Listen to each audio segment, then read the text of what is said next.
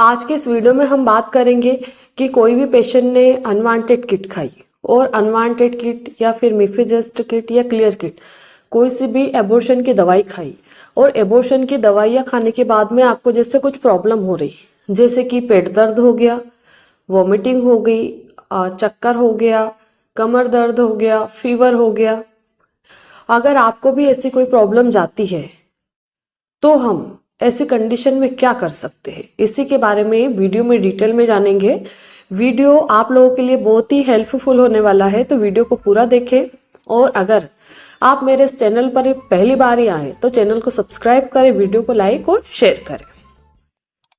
हम एबॉर्शन पिल खाते क्यों हैं, ये तो आप लोग सब जानते ही होंगे कि कोई भी महिला को अनवांटेड प्रेगनेंसी हो गई या अभी वो बच्चा रखने के लिए तैयार नहीं है और वो प्रेग्नेंट हो गई, तो ऐसी कंडीशन में महिलाओं का डिसीजन होता है कि मैं दवाई के द्वारा एबॉर्शन क्लियर करवा लूं। यानी कि एबॉर्शन करने की दो प्रोसीजर होती है, एक दवाइयों के द्वारा होता है, इसको हम मेडिकल एबॉर्शन बोलते हैं। एक सर्जिकल एबॉर्शन होता है जिसको डीएनसी, सफाई, धुलाई या डायलेशन एंड क्यूरेटिव बोला जाता है, जो कि हॉस्पिटल में एडमिट होकर के करवाना पड़ता है। तो सर्जिकल एबॉर्शन हर किसी पेशेंट के लिए एफोर्डेबल नहीं होता है और वो सुविधाजनक भी नहीं होता है। जैसे कि कोई पेशेंट है जिनने अपनी फैमिली को नहीं बताया, ऐसे में पेशेंट घर पे बता करके हॉस्पिटल जा नहीं सकता है, बार बार हॉस्पिटल के राउंड नहीं लगा सकता है। और ऐसे में जो सर्जिकल एबॉर्शन होता है उसकी प्राइस भी काफ़ी ज़्यादा रहती है। तो एक नॉर्मल व्यक्ति कभी भी ये नहीं चाहता है कि मैं अपना सर्जिकल एबॉर्शन करवाऊं। हर कोई चाहता है कि मैं सस्ते में निपट जाऊं और किसी को पता भी ना चले। तो पेशेंट पहले यही ट्राई करते हैं कि हम कोई भी एबॉर्शन की दवाई लेकर के इस केस को क्लियर करना चाहेंगे, ठीक है। तो अब हम बात करते हैं कि अनवांटेड किट, मिफिजेस्ट किट या कोई भी किट आप लेते हैं तो सभी में आपको 5 टेबलेट मिलती है। एक मिफिप्रिस्टोन होती है जो बड़ी वाली टेबलेट रहती है और 4 मिसोप्रोस्टल की रहती है जो 4 छोटी छोटी टेबलेट होती है। सभी का मतलब हर एक पेशेंट के लिए अलग अलग डोज डिसाइड करना पड़ता है, क्योंकि हर एक पेशेंट की प्रेगनेंसी का टाइम भी अलग रहता है, उसकी उम्र अलग रहती है, उसका वजन अलग रहता है, उसको कोई बीमारी है नहीं है, वो पहली बार ही ले रही है, दूसरी बार ले रही है कि 5वीं बार ले रही है ना। तो ये पेशेंट की हेल्थ को देख करके डोज डिसाइड किया जाता है। बहुत सारे लोग मुझे बोलते हैं मैडम आप हर एक वीडियो में अलग अलग डोज बता देते हो, तो हम तो कंफ्यूज हो रहे हैं। तो भैया आपको किसी का भी वीडियो देख करके दवाई नहीं खाना है। अगर आपको दवाई खाना ही है तो डॉक्टर की सलाह से ही आप दवाई ये खाए, अपनी मर्जी से नहीं खाना है, ठीक है। क्योंकि डोज अलग अलग बताने का यही कारण रहता है कि हर एक पेशेंट की कंडीशन अलग अलग रहती है, ठीक है। अब हम बात करते हैं कि अनवांटेड किट या मिफिजेस्ट किट खाने के बाद में पेशेंट को पेट दर्द क्यों होता है। तो इसमें 5 टेबलेट जो होती है, बड़ी वाली टेबलेट जो हमारी बच्चों को ग्रोथ करवाने वाला हार्मोन्स रहता है एचसीजी, उसको ये ब्लॉक कर देती है, प्रोजेस्टेरोन हार्मोन्स को बंद कर देती है। अब हार्मोन्स ही बंद हो जाएगा तो बच्चे की ग्रोथ अपने आप रुक जाएगी। फिर जब 4 मिसोप्रोस्टल आप लोग खाते हैं, मतलब 2-2 करके खाते हैं या चारों एक साथ खाते हैं या कोई इंसर्ट करता है, तो वो क्या करती है कि बच्चादानी का मुंह जो बंद था उसको ओपन करती है मिसोप्रोस्टल, दर्द लाती है और जो भी मटेरियल है वो बाहर की तरफ फेंकती है, यानी कि आपके पीरियड्स चालू कर देती है। जो भी मटेरियल है दर्द के थ्रू बाहर आता है। तो ऐसी कंडीशन में अगर आपके पेशेंट को पेट में बहुत ज्यादा दर्द हो रहा, मतलब सहन नहीं कर पा रही है, तो ऐसी कंडीशन में पेट दर्द के लिए हम उनको ब्रूफेन टेबलेट दे सकते हैं। इसके बाद में डोलो 650 दे सकते हैं या फिर मेप्टाल स्पास या फिर ड्रोटिन। ये चारों टेबलेट आपकी बॉडी में जितना भी दर्द हो रहा है, चाहे वो पेट दर्द हो, कमर दर्द हो, चाहे सिर दर्द हो, चाहे फीवर हो, ये चारों टेबलेट कंट्रोल कर देगी। अब चारों टेबलेट में से बेस्ट कौन सी रहती है, तो चारों ही टेबलेट बेस्ट है। इन 4 में से कोई भी एक टेबलेट लेना है आपको। जैसे ब्रूफेन ले सकते हो, डोलो 650 ले सकते हो। डोलो आजकल हर एक पेशेंट के घर में अवेलेबल रहती है, इजीली मिल भी जाती है। अगर ये भी नहीं है आपके पास, मेप्टाल स्पास है तो वो ले सकते हो, ब्रूफेन ले सकते हो। अब हम ले कितनी बार सकते हैं, तो आप दिन में 2 बार या 3 बार 6-6 घंटे के गैप से आप ले सकते हो अगर आपको जरूरत लग रही तो। पर आप एक टेबलेट ले लोगे तो फिर मुझे नहीं लगता कि फिर से आपको लेने की जरूरत पड़े।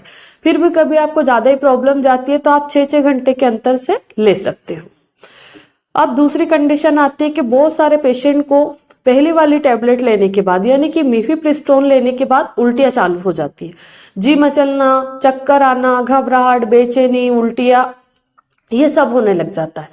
तो पेशेंट का सवाल ये भी रहता है कि मैडम पहले तो कुछ भी नहीं हो रहा था, पर जब हमने मिफेप्रिस्टोन की यानी कि बड़ी वाली टेबलेट खाई और उसके बाद में हमारे पेशेंट को ये सब प्रॉब्लम हो रही है, जैसे जी घबराना, उल्टी जैसा, मतली होना, थोड़ा चक्कर आना, है ना, भूख नहीं लगना, पेट फूलना, तो ये सारे जो लक्षण आ रहे हैं जो पहली वाली टेबलेट आपने खाई है उसके असर से ऐसा हो रहा है आपको, यानी कि वो टेबलेट असर कर रही है, इसीलिए आपको ऐसे लक्षण आ रहे हैं।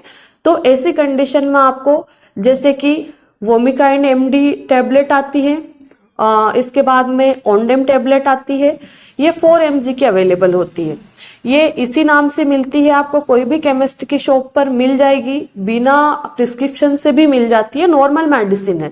तो आप केमिस्ट को बोल सकते हो कि मुझे आप वोमिकाइन एमडी टैबलेट दे दो या फिर ओंडेम टैबलेट दे दो, या डायरेक्ट आप मेडिकल वाले से बोल भी सकते हो कि भैया हमें जी घबरा रहा है या उल्टी जैसा मन हो रहा, तो उल्टी को कम करने की कोई दवाई दे दो। इस टैबलेट को लेने से आपको ये फायदा रहेगा कि आपको उल्टियां नहीं होगी, आपको जो चक्कर आ रहे हैं, जी घबरा रहा, खाना खाने का मन नहीं हो रहा, वो सारा कंट्रोल हो जाएगा। तो ये टेबलेट आपको मिनिमम 3 से 5 दिन तक लेनी चाहिए, क्योंकि जब तक आपकी ब्लीडिंग अच्छे से स्टार्ट नहीं होगी तब तक आपकी ये प्रॉब्लम भी ठीक नहीं होगी। तो एक टेबलेट सुबह खाने से पहले और एक टेबलेट शाम को खाने से पहले, दोनों टेबलेट एक ही है, वोमिकाइन एमडी भी और ओंडेम भी, मतलब ब्रांड नेम अलग अलग है, बाकी टेबलेट दोनों एक ही है, दोनों का नाम अलग अलग है। तो दोनों में से कोई भी आप एक टेबलेट ले सकते हो। अब इसके बाद में हम बात करें कि बहुत सारे पेशेंट को फीवर आ जाता है, तो फीवर के लिए मैंने डोलो 650 बता ही दी है आपको। इसके बाद में आता है कि दस्त लग जाते हैं, क्योंकि जब हम मिसोप्रोस्टल की 4 टेबलेट देते हैं या 2 टेबलेट भी देते हैं तो क्या होता है कि लोअर एब्डोमिनल पे प्रेशर पड़ता है, अगर आप ओरली ले रहे हो तो पेट खराब होता है, और एनएस पे भी दबाव पड़ता है, जो पोटी द्वार है उधर भी दबाव पड़ता है, और रातों में भी हलचल होती है। तो इसलिए पेशेंट को डायरिया की प्रॉब्लम हो जाती है, यानी कि उनको दस्त लग जाते हैं। तो अगर 3-4 दस्त लग रहे तो नॉर्मल है, इतने में तो कोई घबराने की जरूरत नहीं है। पर अगर आपको 8-10 दस्त हो रहे तो ऐसी कंडीशन में आपको ORS का घोल बना के 4 से 5 बार पीना चाहिए, और आप 2 केले पर डे खाओ, तो इससे क्या दस्त कंट्रोल हो जाएंगे। फिर भी अगर आपको दस्त कंट्रोल नहीं हो रहे तो आप जैसे कि ऑफ्लॉक्सिन ओजेट टेबलेट आती है वो ले सकते हो, एक टेबलेट सुबह और एक टेबलेट शाम को, ये भी बिना प्रिस्क्रिप्शन से मिल जाती है। अगर आपको नाम याद नहीं रहता है तो आप केमिस्ट को बोल सकते हो कि दस्त लग रहा है, दस्त बंद करने की दवाई दे दो। तो ये इतनी कुछ प्रॉब्लम होती है जिनमें हम ये मेडिसिन दे सकते हैं। और अगर आपको कोई अदर प्रॉब्लम हो रही जो हमने इस वीडियो में डिस्कस नहीं की, तो आप मेरी ऑनलाइन कंसल्टेशन अवेलेबल है, अपॉइंटमेंट बुक करके मुझसे बात कर सकते हैं। इसके बाद में जैसे जो टैबलेट्स मैंने बताई, अगर इनके नाम आपको याद नहीं रहते तो आप डायरेक्ट केमिस्ट से बोल के भी दवाइयां ले सकते हैं। इस वीडियो को बनाने का मेरा यही मकसद है कि बहुत सारे लोग परेशान होते रहते हैं कि हमने अनवांटेड किट खिला दी या फिर मिफिजस किट खिला दी, अभी पेशेंट को दस्त लग रहा है तो हम अलग से दवाई दे सकते हैं कि नहीं, पेशेंट को उल्टी हो रही, पेट दर्द हो रहा, तो हम अलग से मेडिसिन दे सकते हैं कि नहीं। तो आप जो प्रॉब्लम हो रही है उसके लिए बिल्कुल अलग से मेडिसिन दे सकते हो, उसके लिए कोई मना ही नहीं है। आशा करती हूँ इस वीडियो के माध्यम से मैं आपको संपूर्ण जानकारी दे पाई हूँ। धन्यवाद।